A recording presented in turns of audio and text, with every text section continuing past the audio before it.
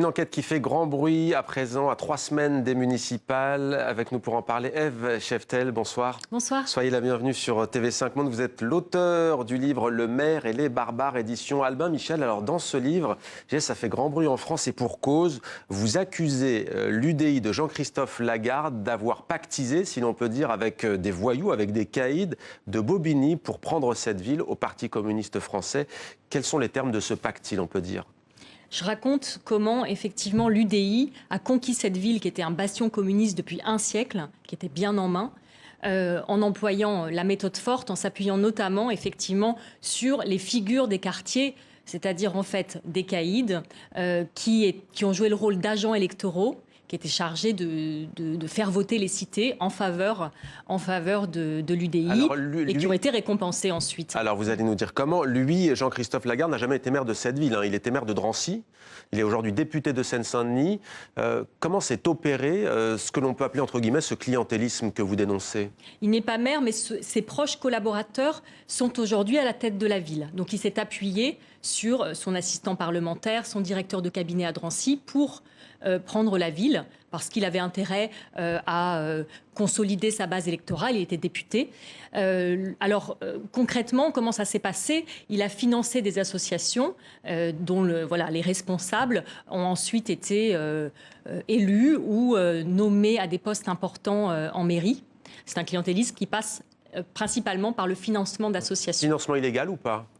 Alors, une partie de l'argent, ce que je montre dans mon enquête, c'est qu'une partie de l'argent n'est pas forcément arrivée à destination. En tout cas, j'ai cherché à savoir, par exemple, où avait atterri l'argent et je n'ai pas eu de réponse.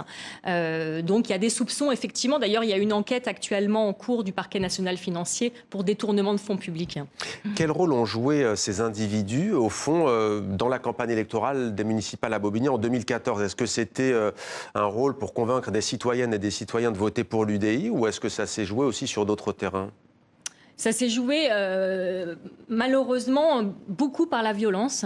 C'est ce que j'ai découvert en enquêtant et j'ai été effarée quand j'ai recueilli les témoignages, de nombreux témoignages de militants communistes passés à tabac, la maire sortante insultée sur son physique, des élus communistes âgés, septuagénaires, traités de vieilles putes, des électeurs le jour du vote sur lesquels on fait pression pour qu'ils votent bien. Ça, c'est documenté par des procès-verbaux des bureaux de vote que j'ai pu consulter.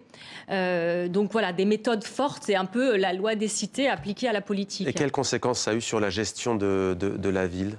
Alors la gestion aussi a été là, je me suis appuyée notamment sur un rapport de la Chambre régionale des comptes qui montre que une fois au pouvoir, il y a eu on s'est rué sur le gâteau municipal pour prendre les meilleurs postes, les logements, les commerces, etc. Et au profit aussi des copains. Alors il faut lire votre livre pour le comprendre, mais l'un des enseignements, c'est que, c'est ce que vous dites, hein, que c'est dans les villes les plus pauvres que le clientélisme est très enraciné parce que les gens, dites-vous, ont besoin d'un travail, d'une place en crèche, d'un logement.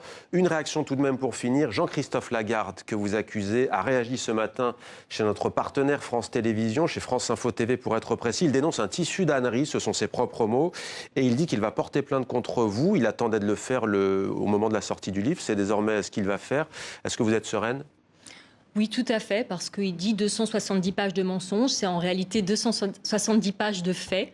Je m'appuie sur des documents, des témoignages, donc j'attends très sereinement cette plainte.